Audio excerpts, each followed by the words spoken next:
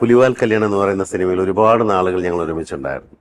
നമുക്കെന്നും ഒരു ജ്യേഷ്ഠ തുല്യനായ ഒരാൾ കൂടെ നിൽക്കുകയും നമ്മളെ സപ്പോർട്ട് ചെയ്യും.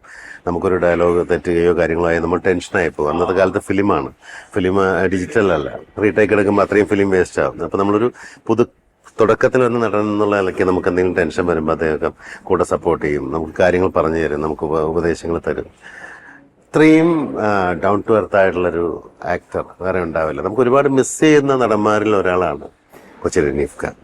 നമുക്ക് ഇഷ്ടപ്പെടുന്ന ഓരോ ക്യാരക്ടേഴ്സും അദ്ദേഹത്തിൻ്റെ രീതിയിൽ അദ്ദേഹത്തിൻ്റെ തനതായ ശൈലിയിൽ നമ്മളിലേക്ക് എത്തുകയും ആ സിനിമയിലൊക്കെ പുലിവാൽ കല്യാണത്തിലൊക്കെ ഒരുപാട് സീക്വൻസുകൾ കയ്യിൽ നിന്നും പുള്ളി കോൺട്രിബ്യൂട്ട് ചെയ്ത ഒരുപാട് സീക്വൻസ് ഉണ്ട്. അതൊക്കെ ഭയങ്കര രസകരമായിട്ടാണ്. നമ്മൾ ആ സലിംകുമാർ കൊച്ചിൻ റനീഫ് കോമ്പിനേഷൻ ഭയങ്കരമായിരുന്നു. മലയാള സിനിമയിൽ ഇന്നും നമ്മൾ ചിരിച്ച്, ഇന്ന് അദ്ദേഹം ഈ പറയുന്ന രീതിയിൽ നമ്മളെ വിട്ടുപോയെങ്കിലും നമുക്ക് ഒരിക്കലും അത് ഫീൽ ചെയ്യാത്ത രീതിയിൽ ഓരോ ദിവസവും അദ്ദേഹം നമ്മളിലൂടെ ജീവിക്കുകയാണ്. കാരണം എന്ന് വെച്ചാൽ നമ്മൾ സിനിമകൾ അദ്ദേഹത്തെ കണ്ടുകൊണ്ടേയിരിക്കുമ്പോൾ. അപ്പോൾ മലയാള സിനിമയുടെ തീരാ നഷ്ടങ്ങളിൽ ലെജൻസിന്റെ കുറേ പേര് നമ്മളെ വിട്ടുപോയവരിൽ ഏറ്റവും പ്രധാനിയായ ഒരാളാണ് കൊച്ചിൻ റനീഫ് ഖാൻ. നല്ല മനുഷ്യനായിരുന്നു അദ്ദേഹം.